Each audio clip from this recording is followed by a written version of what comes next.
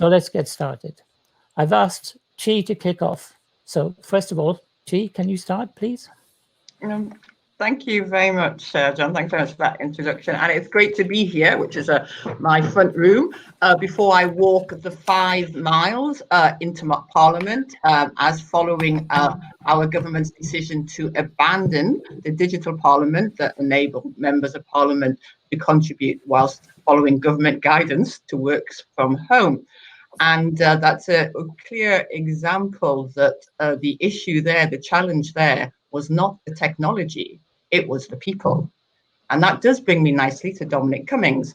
Now, when this event was planned, Mr. Cummings had not achieved the notoriety he has now, and I don't intend to examine the reasons for that, but I will start by saying that I absolutely reject his premise. Saying we need more weirdos and misfits is just his way of saying we need more people like me. The cry of civil servants for centuries is one of the reasons why a couple of centuries back they were so outraged at the idea of a meritocratic civil service exam. How would they make sure that the right sort of people got in? Mr. Cummings wants more people like him. He considers himself a misfit, but he perhaps doesn't also recognize that he is privileged, white and male, and the way in which he went about his recruitment, and I think strategy is an undue compliment, would have ensured and is ensuring more people like him. But I also reject the notion that this is just about government data. I think we have less trust in technology across both the public and private sectors. Research by the Elderman Trust says that 67% of the UK no longer trust what they are seeing and hearing on social media, from Facebook and Google, hoarding our data, to Amazon and Netflix telling us what to buy and watch. Data use is everywhere and trust is diminishing. And one of the reasons for that is that there is no ethical regulatory framework for data. Between cancer research charities that want to share your data to save your life and Russian oligarchs who want to share it to betray your country, there is no meaningful difference in law. And I fear, and I speak again as a chartered engineer for whom technology is about progress and empowerment, but I think we may have passed peak trust when it comes to tech and data, and that has very significant implications for our society. And just as one example, the benefits that data sharing could bring, the COVID-19 test and track system, the designers of the tracking app in the UK at Oxford University state it needs 80% uptake to work effectively, which requires a lot of public trust. Though to be fair, uptake isn't really a problem when it doesn't seem to be able to work in the first place. But where I do accept the challenge is that government is unique. Government is a monopoly provider of services and it serves the most vulnerable. I mean, actually, right now, that is also true of Facebook and Google. But anyway, let's stick to government. The solution to building trust in public sector data use is to give the public, people, control over their data. And the best people to have in government and in the civil service are people who recognize that, who believe that technology is something that should empower people, not control people. Data sharing can benefit individuals, organizations, and wider societal improved data sharing can inform and should inform policy making, improve public services, assist with emergency planning and response, provide large evidence basis for the purposes of research. Wider sharing has the potential to offer significant efficiency savings to government and therefore to the public purse, which we specifically we need always, and particularly at the moment as we recover and transform from COVID. Sharing could also improve transparency in public services. The lack of transparency is a key criticism of current data sharing practices, and this builds public distrust. It's led to some public bodies complaining of public misconceptions and unfair stereotyping, which hinder proper debate about reform in this important area. The best way to protect our digital citizens and to enable a more digitally adept government is to deliver on digital rights. And our party's position is a digital charter that puts control of data in the hands of the individual and helps build up the ecosystem of applications, regulators, and support that requires.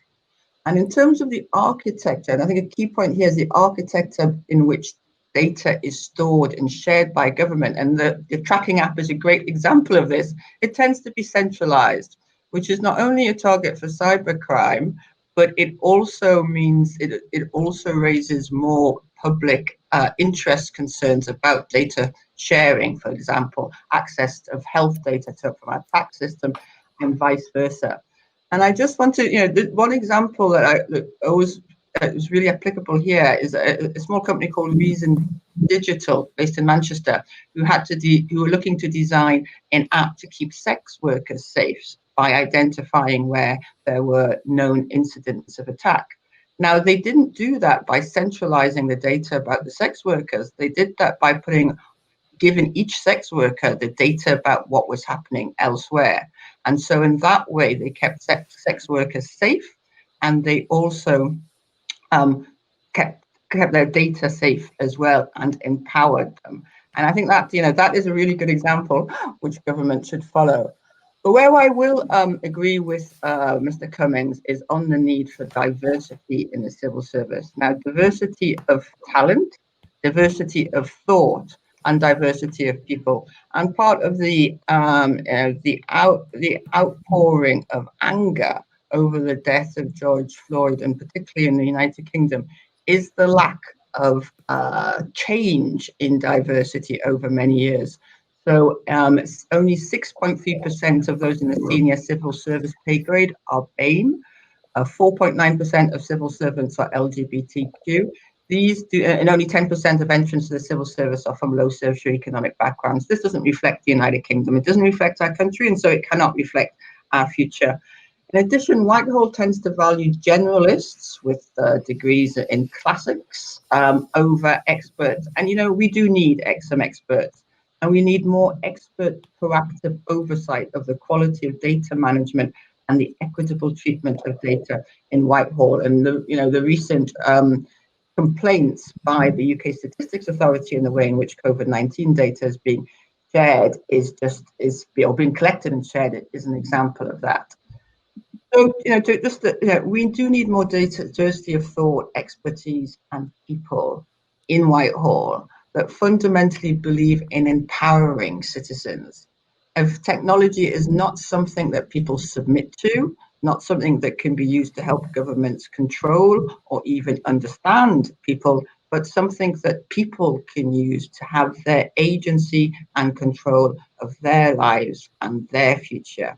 And that is not something, that the weirdos, misfits, or eugenicists that Mr. Cummings believes in will necessarily do.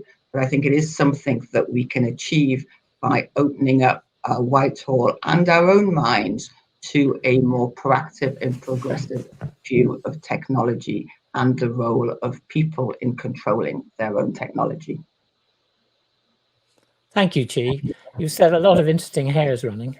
But before we start pursuing them, let me turn to Jack. Thanks, John. So let me just kick off where Chi ended, because I think she's absolutely right that so diversity within government is absolutely vital, and if we were to be generous to Dominic Cummings in his hastily composed job advert, we might say, yeah, there is a real need to get beyond just the usual suspects who do populate the civil service. I also completely agree with Chi's starting point, though, which is that's clearly not what he's doing. He's saying, in effect, in that job advert, yes, I want cognitive diversity, but also you have to have read these 5 Nature papers that I have just come across, and you have to think the same things that I think. So, that hypocrisy we might take issue with. But there's a Cummings's diagnosis speaks to a broader malaise with government that has a much longer history. And there are questions there to do with the appropriate role of expertise within and around government, to do with the role of data. And in particular, I want to add a consideration about the role of prediction. Let me just start by saying something about expertise. So, I mean, the first thing to say is that experts are normally sort of part of the invisible fabric of government. In our current moment, I mean, part of what makes it so peculiar is that expertise is extremely visible, and that, you know, the discussions that normally have been inside the laboratories of epidemiologists, virologists, or maybe even behavioral scientists have suddenly become common discourse. We sometimes sort of kid ourselves, though, with this Hollywood view of experts that, you know, we can call on the expert who will come in to solve something for us and provide us with the answer. Experts don't do that. So the norm with expertise is that experts are good at navigating uncertainty, and that issues that confront policymakers are typically characterized by profound uncertainty, such as, you know, a novel virus arriving without a body of relevant facts with which to understand it. In navigating that uncertainty, I mean, we do need cognitive diversity. We need to get away from groupthink, for example. There's been already substantial evidence, and I think it will be formalized when the eventual public inquiry happens, that there has been a lack of challenge at the top of government about policy, about the construction of relevant knowledge around COVID.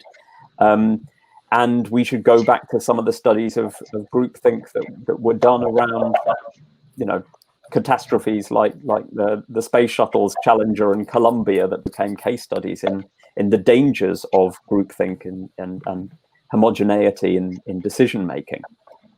To my mind, the sort of bigger challenge with expertise is not what do we know, but how can we learn?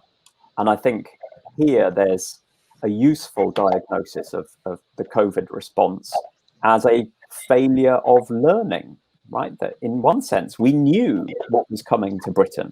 We knew from historical precedent, and we knew from what was happening in other places, right? The knowledge was there. It wasn't a failure of science per se. It was a failure of social learning to understand the relevance of that knowledge for our own situation. So just saying what we need is more science in government does not get us there. I think, given that we're at CogX, you know, we should focus on data and data science, because I think the current fixation on data science is just the latest iteration of a longer debate about a sort of technocratic ideal within politics. You know, the seductive idea that if we could solve old discussions of ideology and replace them with the right answer, then that might alleviate the worst of our problems. And we see some of that technocratic urge getting repeated in the enthusiasm for what we might call data maximalism. This idea that Robert Mercer, Cambridge Analytica, was quoted as saying, "There's no data like more data." And I think those of us who spend time around data scientists will know that there is that urge quite a lot of the time, that the answer is we'll throw more data at the problem. And the thing that we've realized, and at this stage we will discuss this at CogX a lot, is that data has its own politics. Questions of representation, who gets represented, who gets left out, who gets targeted, who gets burdened, and who benefits from it. You know, there's no escaping that stuff. So in other parts of particularly the private sector, you know, the call is not to get data scientists into this mass of humanities graduates. It's to get some humanities graduates into the mass of data science. Let me just end final point then on prediction.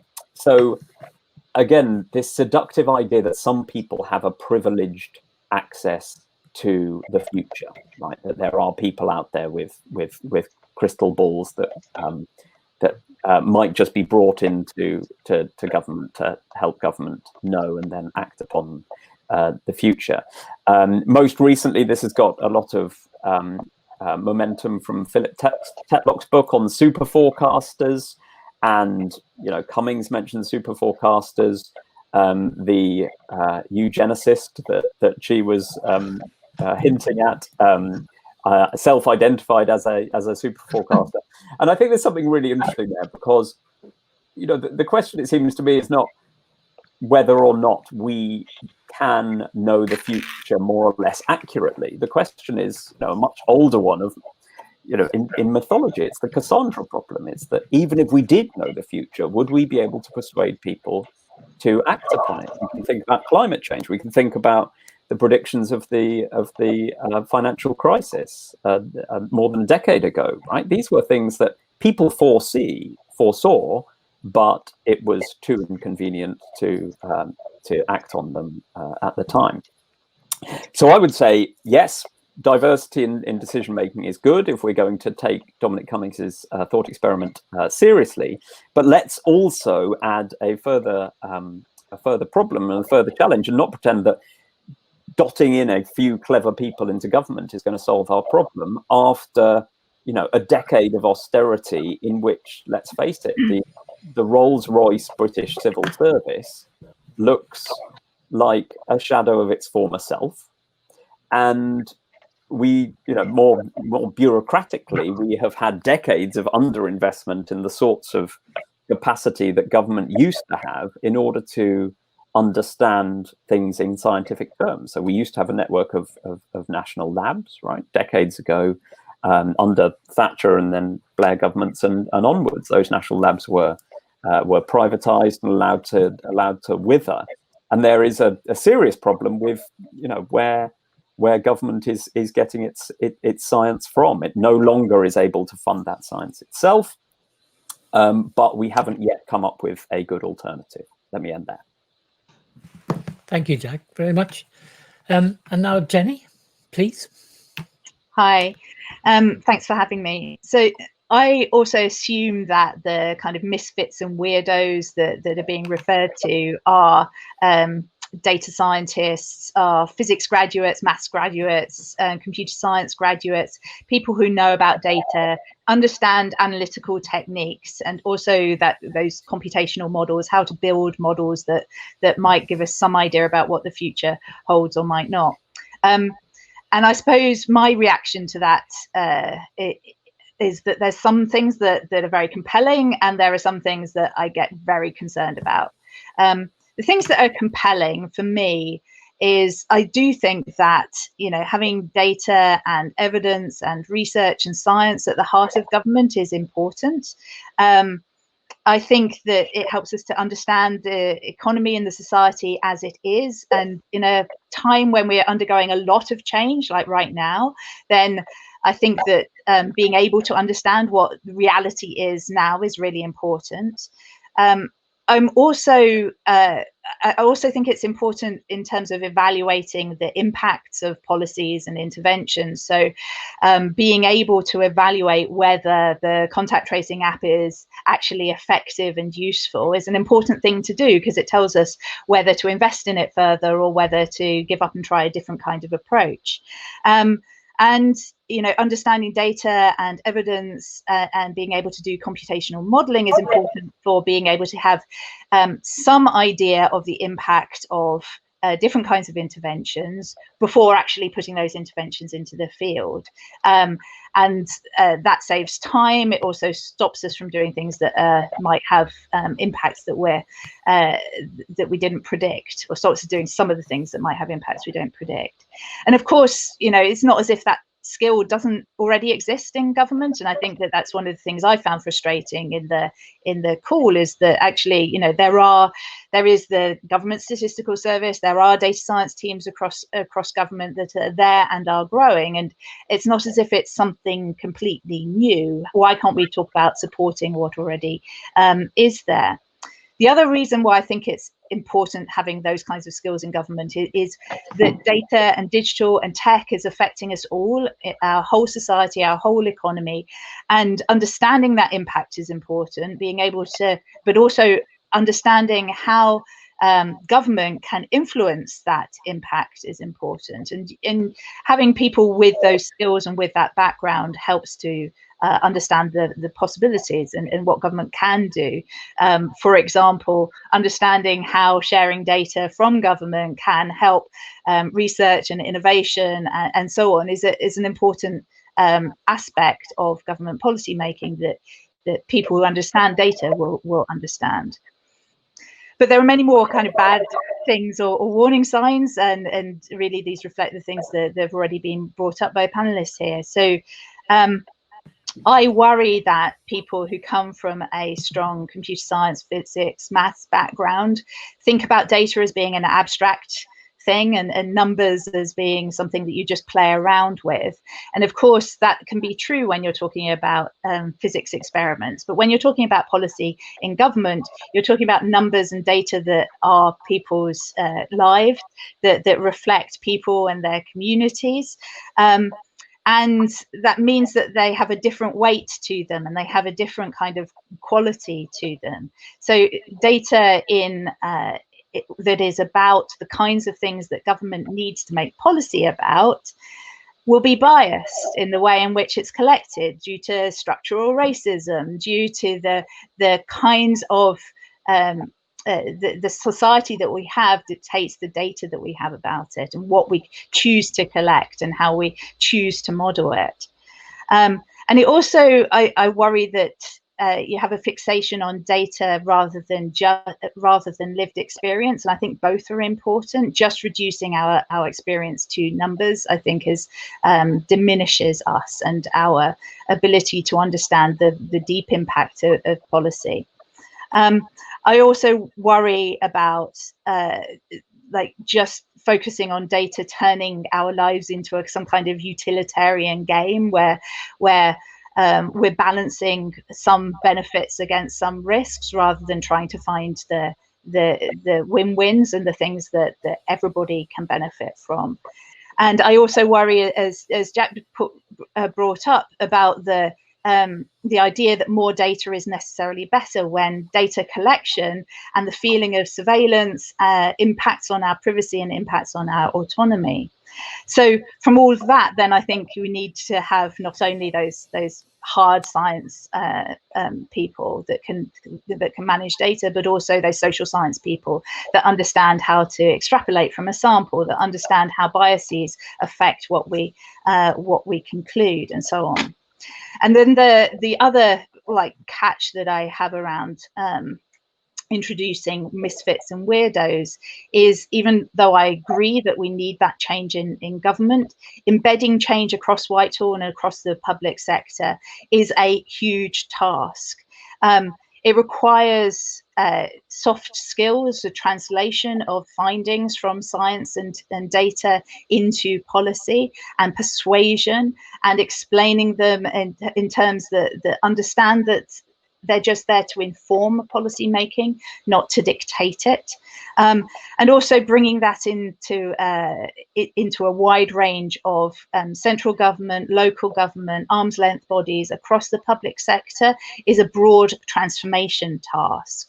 And you don't just get that, as John's original statement said, you don't just get that from a small cadre of centralized people trying to make that change happen. You need to have skills in engagement, in bringing people on the journey, and you need to be able to reach outside of government in order to get the support from everybody else as well. And those aren't typically skills that you get with people who are focused on doing data analysis all the time. I say as somebody who likes to do data analysis all the time. So to summarize, I'm really in favor of data and science and evidence as part of our practice in policy making, and having those skills in Whitehall definitely think is important. But we really need to have this complementary set of skills and real diversity, as has been touched on already, to see beyond those numbers and actually make a positive difference to people's lives.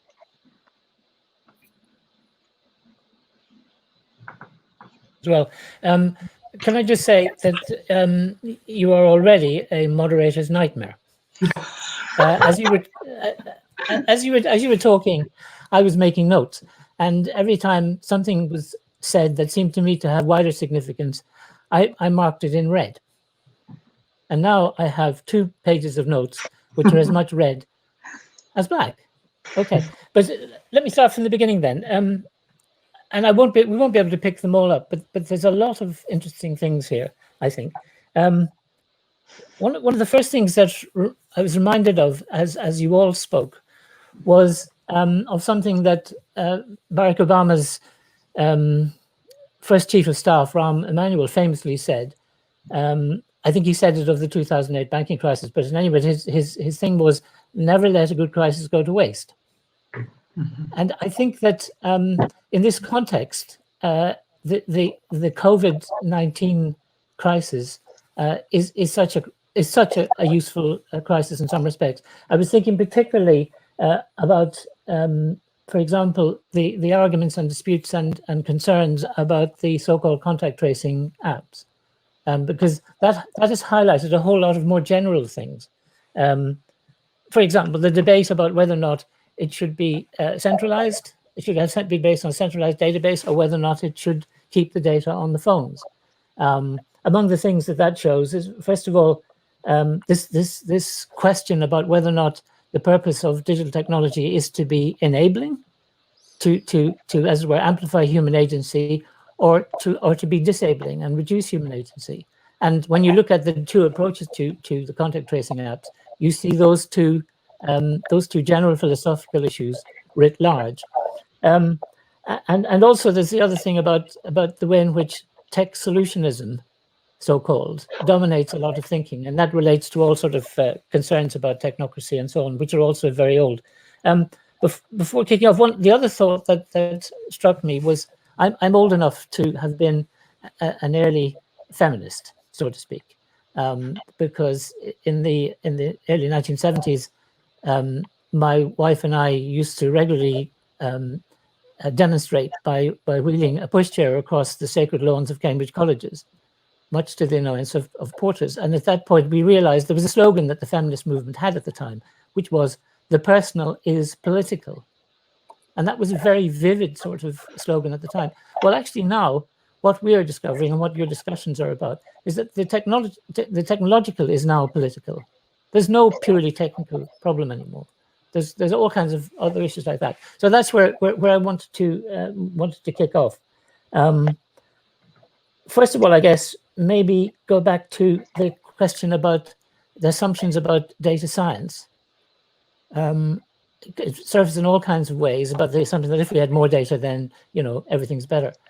I simply don't believe that. I think that a lot of data science is a kind of crippled epistemology, and I'm wondering if that appeals to any of you as a thought.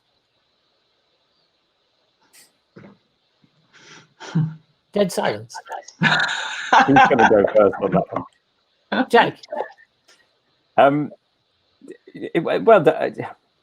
So I'm not a philosopher of science. Philosophers of science have actually said some very useful things about the epistemological and ethical poverty of data science. That the idea that, in simplistic terms, as Chris Anderson said, that data spells the end of theory, right? That knowledge would be emergent rather than hypothesis driven, which is frankly nonsense to anybody that's ever done an STS degree or a philosophy of science course. But I think, John, your case study, and maybe I'll just say something briefly about this, about contact tracing, is a really interesting case of the assumptions that people make about the power of data to solve our problems, or the power of tech to solve our problems. And I think you're absolutely right that the crisis of COVID does present an opportunity. The worry would be, as it was with the financial crisis, that crisis is better exploited by those that are already powerful than that the crisis becomes an opportunity to pivot to a more sustainable, more equitable, or whatever direction. And I think the contact tracing app, the assumption that centralized data collection is the correct approach is problematic. And it's not just problematic for the reasons that Jeni was highlighting in terms of whether the thing is likely to work or not, whether the thing is likely to be trusted. It's also there's a politics of technology point there. And I mean, my colleague Michael Veal has said quite a lot about this recently and come under attack for it. Is is there are problems to do with function creep here, that we may be willing to accommodate a certain amount of surveillance in exceptional circumstances, but we can also be sure that there will be lots of people who will want to use that surveillance capacity in other ways for other circumstances. So, you know, if we take seriously the politics of technology here, it would be making sure that the technology is bound to this particular crisis and doesn't just enable advertisers to better advertise to us, or enable, you know, spy agencies to better spy on us, or all those other things that we know happens with the function creep of new technologies. If I can I just pick up on a couple of points there? So, for me, one of the things that was most troubling about the design of the contact tracing app and that centralized approach, I think that they were doing that in order to gather symptom tracking information, not just contact tracing information. So from the start, then, it wasn't designed as something that would only support contact tracing and the activity of finding people, but also to support visibility at the centre for where there might be hotspots or where there might particular outbreaks. But the problem with that for me was just that data wasn't then being shared with the people that could then act on it. And it goes to Chi's point about sharing data and the empowerment of individuals. It's also the empowerment of local authorities, and it's the empowerment of local businesses and charities and communities, right? We need the data that is being collected through those kinds of activities, if it is centralized, to be redispersed in order to make sure that there's more, that others are informed and can make those choices as well. So that's to me, that's one of the more worrying kind of pieces of the design of not only that contact tracing app, but I also see it in the design of the dashboards and other kinds of things that have been put around, particularly COVID-19. And for me, if that's the route that we are going down, then I worry about that centralized decision making then being disempowering the local decision making that should go on. I'll stop there. And yes, I think that the decision to go centralized was taken for some of the reasons it was taken for were, as Jeni indicated, to improve the information collection. But that was done without an understanding, and this is why I mean about we need people in Whitehall believe in empowering citizens through data without an understanding of where that could lead to it. And I'm in the middle of an exchange with the health minister, which clearly shows that she does not know how to define when the data which is collected will be deleted, you know, or will be destroyed.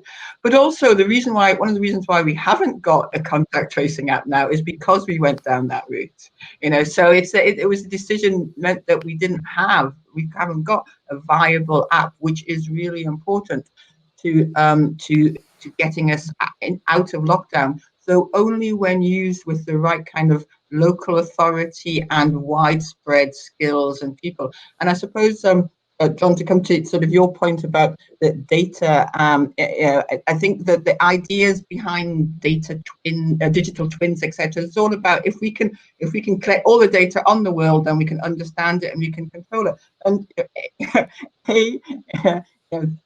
And that is not possible, but it's not possible, I think, to collect all the data because part of the data is in our heads, etc. But it's also that we won't control the world because we will have to, the algorithms, the software that we build to do that will be biased by the people who build it. And I always say, you know, if it's not diverse by design, it will be discriminatory by outcome. And that implies to, you know, to the app, but it also implies to sort of the wider data ecology. And just finding this COVID-19 has meant we have dashed online. You know, people, I obviously, everyone probably listening and watching this was already online, but businesses, you know, older people, younger people, you know, schools, etc., have dashed to put apps, etc., online, which were in a hurry. And my real concern, you know, we need to sort of build on COVID-19 pandemic to embed the right sort of principles about data empowerment. But my concern is actually it has been a power grab by certain elements, and particularly by tech companies and certain parts of government to control. And that is what will be the long-term legacy of this. I'm afraid, Chi, you might be right. But as you were speaking, the contrast that strikes me sometimes is between the obvious tech solutionism that has driven the contact tracing app movement, on the one hand, and the fact that the only known effective way of dealing with this goes back to the Middle Ages. It's basically using skilled human beings to do contact tracing. And to have those very difficult conversations with people. It goes back an awful long way. It's not rocket science. And the most interesting thing I discovered last week was that there is one tiny local authority in Wales which has had the best record in dealing with this pandemic from the beginning. And they did it because they recognized that they had, first of all, they acted quickly, but secondly, they recognized that they had already, within their own capacity, the ability to do contact tracing intelligently using the public health people. Now, that then brings me to a more general point, which I think relates to the whole discussion. And that was, there's a sense in which what this crisis has also revealed is the hyper-centralization of the British state. I'm absolutely astonished by this. People always say that France, because of the Napoleonic heritage, is the most centralized state in Europe. I'm beginning to wonder, because all along this crisis, it's the central bureaucracy, the central machine in Whitehall that seems to assume that it has the only capacity to deal with this. And it has systematically appeared to ignore all the resources that are decentralized, even though the local authorities have been, of course, deprived of resources for years under government policy. And so the thing about changing the government culture, that if you think of what lies behind, if anything lies behind Cummings' idea, it doesn't matter how much you change Whitehall in the end, you're not going to change Britain if you're simply operating on the basis of a centralized machine. Am I right? Absolutely. Yes. Well, why does nobody talk about this? Because maybe they do, and I just haven't heard. They do. I think they do much more in the regions, as you were.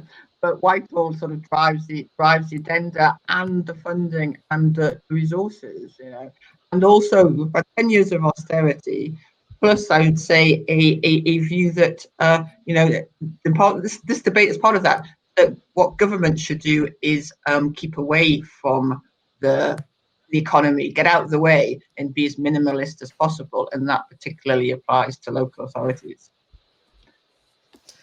I'm going to interject then with that big question from John, but I'm not sure we're going to have time to answer it.